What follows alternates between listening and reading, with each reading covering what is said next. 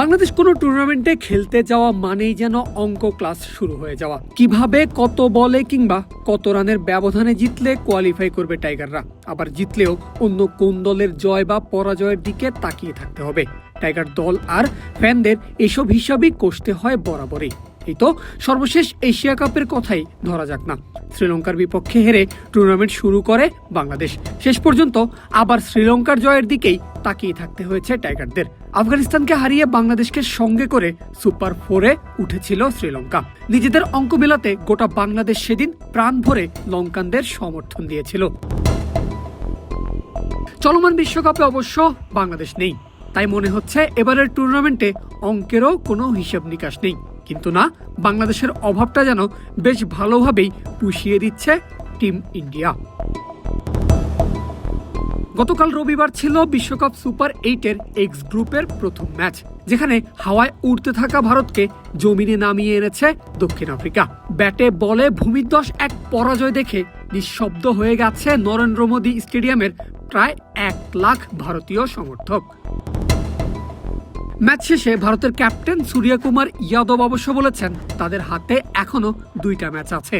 তবে বাস্তবতা হলো এই এক হারেই ঘরের মাঠে টি-20 বিশ্বকাপের সেমিফাইনালে ওঠার সুযোগ ভারতের কমেছে বহুগুণ। কারণ গ্রুপের বাকি 2 ম্যাচ জিতলেও সূর্যদের এখন তাকিয়ে থাকতে হবে দক্ষিণ আফ্রিকার ফলাফলের দিকে।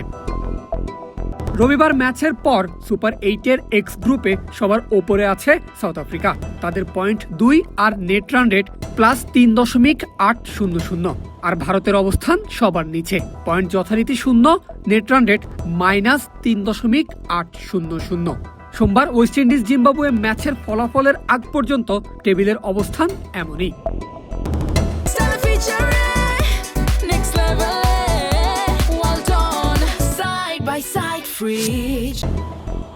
সুপার 8-এ ভারতের বাকি 2 ম্যাচ রয়েছে জিম্বাবুয়ে ও ওয়েস্ট ইন্ডিজের বিরুদ্ধে। 26 ফেব্রুয়ারি চেন্নাইয়ের মাঠে জিম্বাবুয়ে এবং 1 মার্চ ইডেন গার্ডেন্সে ওয়েস্ট ইন্ডিজের বিপক্ষে মাঠে নামবে সূর্যকুমার যাদবের দল।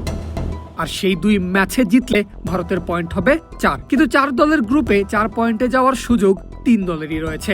সেক্ষেত্রে সেরা 2 বাছাই করতে তাকাতে হবে নেট রান রেটের দিকে, যেখানে -3.800 নিয়ে কয়েক মাইল পিছিয়ে আছে টিম ইন্ডিয়া। আর এখানেই ভারত মনে করাচ্ছে বাংলাদেশকে।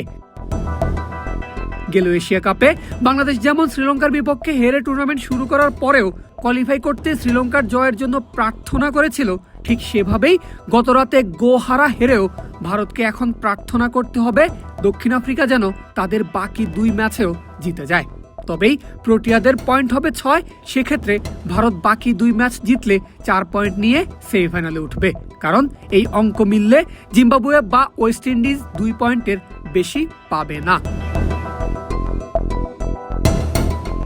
অবশ্য দক্ষিণ আফ্রিকা যদি জিম্বাবুয়ে বা ওয়েস্ট ইন্ডিজের মধ্যে কারো কাছে হারে এবং ভারত যদি তাদের বাকি 2 ম্যাচ জেতে, তাহলে 4 পয়েন্ট নিয়েও অভিষেক শর্মাদের সেমিতে ওঠার সুযোগ থাকবে।